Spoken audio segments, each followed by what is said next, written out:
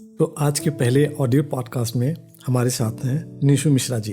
ये अच्छा लिखती हैं और अच्छा बोलती भी हैं। तो निशु जी, आपका सांवले शब्द के प्लेटफॉर्म पे आपका बहुत बहुत स्वागत है। तो आपसे मेरा पहला क्वेश्चन है, आपने लिखना कब चालू किया?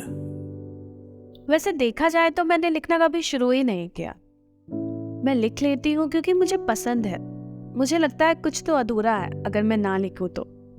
जहन शांत महसूस करता है। लिख लेती हूँ ताकि मेरे कलम का अस्तित्व बचा रहे और समय बस ऐसे ही ना पार हो जाए, तो समय बचाने के लिए लिख लेती हूँ। ये कब शुरू हुआ, कब तक चलेगा, इसका अंदाजा तो नहीं है, बस लिखते रहना चाहती हूँ। अच्छा निशु जी, ये बताइए ऐसी कोई बुक जो आपको सबसे ज़्यादा पसंद हो? किताबों के विषय में मेरा ज्ञान थोड़ा कम है, तो मैं माफ़ी चाहूँगी। मैंने किताबें खरीदी है काफ़ी, 2-3। अभी लेटेस्ट मैंने एक किताब पढ़ी थी, बेहया। अच्छी किताब थी, पर मैंने उसे बहुत छोड़ के पढ़ा। एक कोई पार्ट मुझे बहुत अच्छा लगा, 2-3 पेज थोड़े बोरिंग लगे, फिर चौथा 5वां पेज इंटरेस्टिंग लगा, तो ऐसे मैं पढ़ती हूँ। तो किताबों के बारे में मैं ऐसी कुछ राय नहीं दे सकती किसी को, क्योंकि मेरी एक्सपर्टीज़ नहीं है इसमें। लेकिन किताबें पढ़नी चाहिए। मैंने काफ़ी बार किताबें खरीदी है। मैंने कोशिश की है कि मैं उसे पढूं, क्योंकि लोगों से सुना है किताब के बारे में, ये किताब ज़्यादा अच्छा है, ये ज़्यादा अच्छा है, तो मैं उसे ख़रीद लेती हूँ। फिर मैं कोशिश करती हूँ। अभी लेटेस्ट तो मैंने बेहया बताया, एक लप्पू झरना किताब है, वो मैंने ख़रीदी। कुछ तो उसमें बचपन की स्टोरी ऐसा मैंने सुना था, तो मैंने उसे ख़रीदा पढ़ने के लिए। पर या तो कभी समय नहीं निकाल पाती हूँ, नहीं तो मूड दूसरे वे में चला जाता है, ऐसा सीन रहता है। तो इस टॉपिक के लिए मुझे माफ़ करना। क्या आपको लगता है कि आर्टिस्ट लोग आम लोगों से थोड़ा अलग सोच रखते हैं? जहाँ तक मेरी सोच का दायरा जाता है, मुझे लगता है कि हाँ, शायद आर्टिस्ट थोड़ा अलग सोच सकते होंगे नॉर्मल लोगों से। जज्बात सबके एक जैसे होते हैं, लेकिन कुछ ऐसी चीज़ें होती हैं जो शायद कुछ लोग ही नोटिस कर पाते हैं। जो लिखने के शौकीन हैं, वो एक अच्छे ऑब्जर्वर होते हैं। जो वो कुछ चीज़ नोटिस करेंगे, उसे ऑब्जर्व करेंगे, तभी वो उसके बारे में लिख पाएंगे। लोग सारे जज्बात हम महसूस करते हैं, पर हमारे पास उतनी हिम्मत नहीं होती हम उसको कागज़ पे उतारें। बहुत लोग उसे अपने तक ही रखते हैं, समय के साथ भूल जाते हैं, नहीं तो समय के साथ उसे इतना ज़हन में बसा लेते हैं कि वो वैसे उनका व्यक्तित्व वैसा ही हो जाता है। लेकिन मुझे लगता है शायद लेखक ऐसे होते होंगे, उनके साथ जो चीज़ें हुई हैं वो तो लिखेंगे ही, जो ना हुई हो उसे भी वो अगर ऐसा होता तो कैसा होता, इस वे में लिखते होंगे। तो मुझे लगता है कि हाँ, उनकी सोच थोड़ी अलग होती होगी नॉर्मल लोगों से। कभी ऐसा कुछ हुआ कि लिखना कुछ चाह रहे हो और वो वर्ड्स ही नहीं आ रहे हो, तब आप क्या करते हैं? ये मेरे साथ काफ़ी बार हुआ है, हर वक्त होता है। बिकॉज़ मेरी हिंदी वोकैबुलरी इतनी अच्छी नहीं है, तो मेरे पास हमेशा शब्दों की कमी रहती है।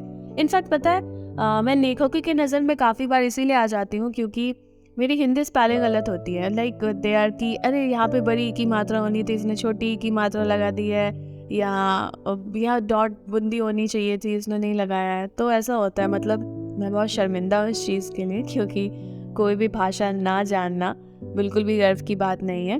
बट अभी क्या करूँ, मैंने लिखावट को हमेशा जज्बात बयां करने के रूप में देखा है, तो मैं इसे और किसी फॉर्म में नहीं ले जा पाती। तो अगर मुझे शब्द नहीं मिल रहे होते तो मैं बहुत ही सरल भाषा में इसे लिख देती हूँ। फॉर एग्ज़ाम्पल, अगर मुझे लिखना है निर्मम और ऑन द स्पॉट वर्ड नहीं आ रहे, तो मैं लिख दूँगी कि वो बहुत ही दुखद अनुभव था, समथिंग लाइक दैट। तो ठीक है।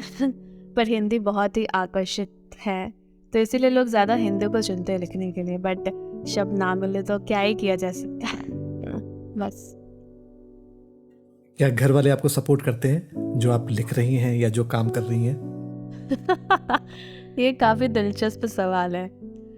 मेरे घर में सराहना तो शायद ही कोई करता हो। बिकॉज उन्हें कोई मतलब ही नहीं है। लाइक मैं अगर लिखूं तो they are okay with it, मैं अगर ना लिखूं then also they are okay with it. अगर मैं ना लिखूं तो वो ये नहीं बोलेंगे अरे तुमने काफ़ी दिनों से नहीं लिखा यार, कुछ लिखो। और अगर मैं लिखूं तभी भी वो ये नहीं बोलेंगे कि क्या फालतू काम कर रही हो, क्यों लिख रही हो। तो उनकी नज़र में अगर मैं अपना ज़रूरी काम अगर मैं अपना कोर एक्टिविटी कर रही हूँ देन दे आर ओके कि मैं कुछ भी करूँ। सो सराहना के ना उनको मैंने सुनाई है 1-2 बार अपनी कविताएं या कुछ पंक्तियां हैं। सो दे आर ओके कि वाह निशु अच्छा लिखती हो, बट ऐसा कुछ सराहना तो नहीं। ओके ओके वाला वो रहता है। They are very neutral about my writing. So ठीक है अच्छा है ना। अब जिसका लोगों को याद ही नहीं है वो क्या ही घुसेंगे अंदर। अब कोई मुझे साइंस की किताब दे देगा तो मैं क्या ही समझूंगी उसमें, because I am a commerce student. So और मैं ट्रैक से भटक रही हूँ। सो यही है, मतलब सराहना का ऐसा कोई सीन नहीं है हमारे इधर, बट ओके ओके चल रहा है फिर भी ठीक, नहीं चल रहा है फिर भी ठीक, बस। जब आपकी पोएट्री पे या राइटिंग पे कोई निगेटिव कमेंट करता है तो आप उसको कैसे डील करते हैं? कमेंट्स बहुत सारे आते हैं बहुत बार नेगेटिव्स भी आते हैं, तो डिपेंड करता है उस वक्त मेरा मूड कैसा है। अगर समय की बहुत किल्लत हो तो उसे इग्नोर कर दिया जाता है। कई बार उस पर हंसी आती है और कई बार आश्चर्यचकित हो जाती हूँ कि अच्छा ऐसे लोग भी होते हैं दुनिया में, ऐसा भी सोचते हैं वो, ऐसा भी बोलते हैं।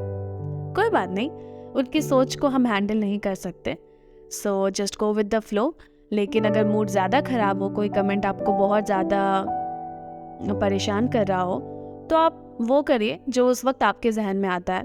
बहुत बार मैं भी ऐसा करती हूँ, अगर किसी कमेंट्स ने मुझे बहुत हाई लेवल तक परेशान कर दिया है तो फिर मैं देती हूँ अच्छा जवाब उन्हें अपने भाषा में, बस। और आखिरी में मेरा लास्ट क्वेश्चन, जिन्होंने अभी अभी लिखना शुरू किया है उनको आप क्या कहना चाहेंगे? ये सवाल मुझे बिल्कुल एक्सपर्ट वाली फीलिंग दे रहा है। उन्हें क्या ही कह सकती हूँ मैं।